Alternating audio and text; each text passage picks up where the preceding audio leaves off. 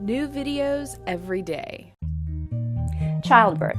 Whether it's your first time or your fifth time, it can be a little difficult to know what to expect. Even though we understand the mechanisms of childbirth, how the labor and delivery unfolds can be different every time.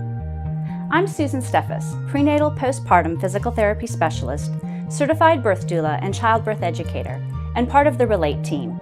I'm here today to share with you my top 5 tips for getting through childbirth.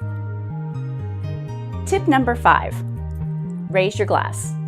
You want to be sure to stay hydrated during labor and delivery.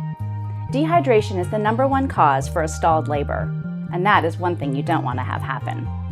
Reminding yourself to drink just 4 ounces of fluid an hour will keep you from being dehydrated and sure beats getting an IV and having fluids transmitted to you that way.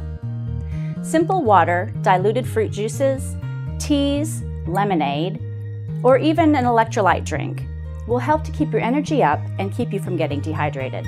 So tip number 5, raise your glass. Tip number 4, get up and go. What I mean here is be sure you empty your bladder at least once an hour. A full bladder can act like a pillow for a baby. As you can see on this model, the uterus sits right on top of the bladder.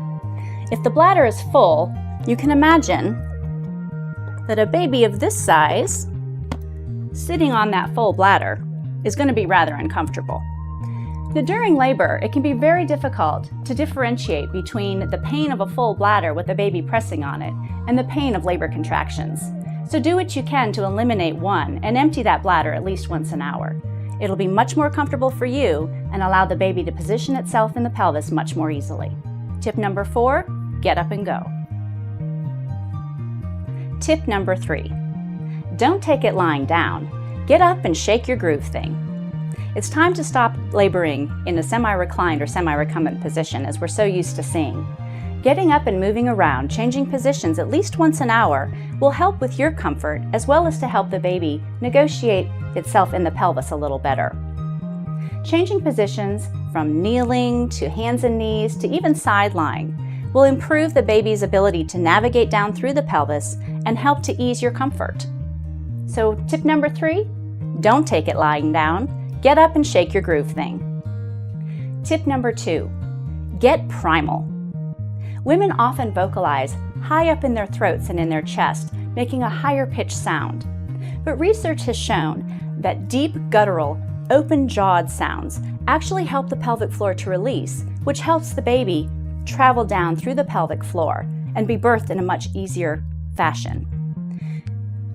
A nice mantra to use is Om, as long as you can keep it deep and low, like this.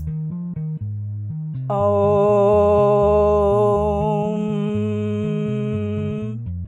Sounds like Om really help to release those pelvic floor muscles and can help with your transition into the last parts of labor.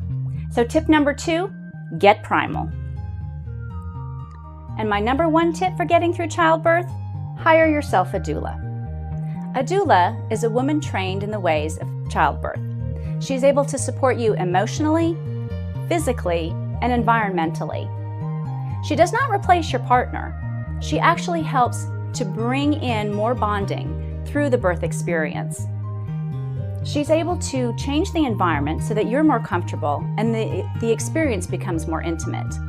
She's also able to coach you through position changes and remind you of things like getting up to use the bathroom and drinking those essential 4 ounces of water.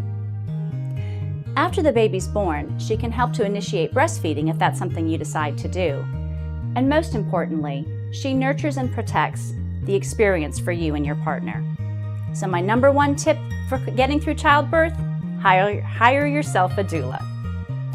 If you're like most women, trying to remember to do one thing during labor can seem like an almost impossible feat, and I've just asked you to remember to do 5.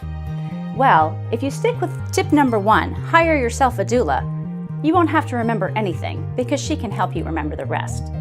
But if you decide to forgo the doula, just bundle everything together and then you just have one thing to remember. If you can remember to get up and use the bathroom and empty your bladder once every hour, you're automatically changing positions and using movement. Just keep a glass of water next to the toilet and make sure you chug a little before you go back and resume laboring. In a future video, I'll be telling you and going through a little more explanation on tip number 3, which, if you'll remember, was don't take it lying down and shake your groove thing.